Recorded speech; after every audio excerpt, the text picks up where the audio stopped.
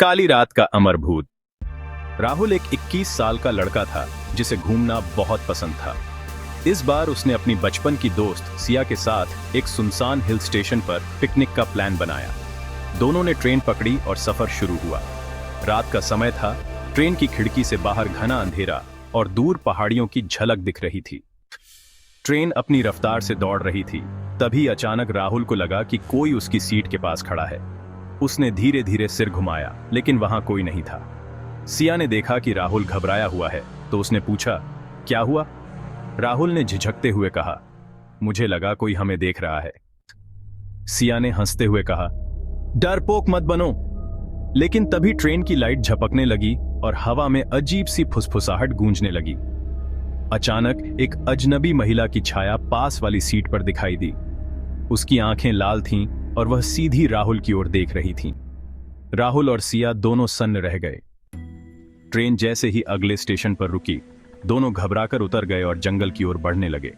वे जितना आगे बढ़ते गए, अंधेरा और गहराता गया। चलते चलते उन्हें एक पुराना उजड़ा हुआ घर दिखा। राहुल ने कहा, यहां रुककर सुबह होने का इंतजार करते हैं। लेकिन जैसे ही वे अंदर गए, दरवाजा अपने आप बंद हो गया। कमरे के कोने में एक साया खड़ा था।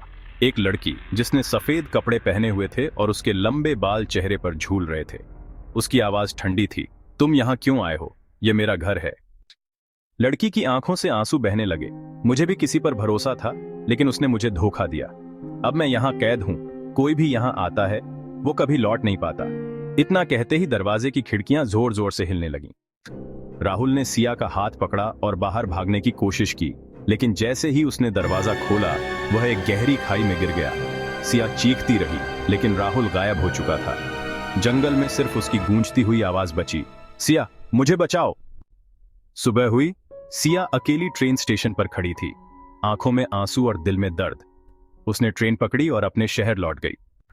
राहुल का नाम अब भी उस उजड़े घर में गूंजता है जहां कोई भी जाता है वापस नहीं आता।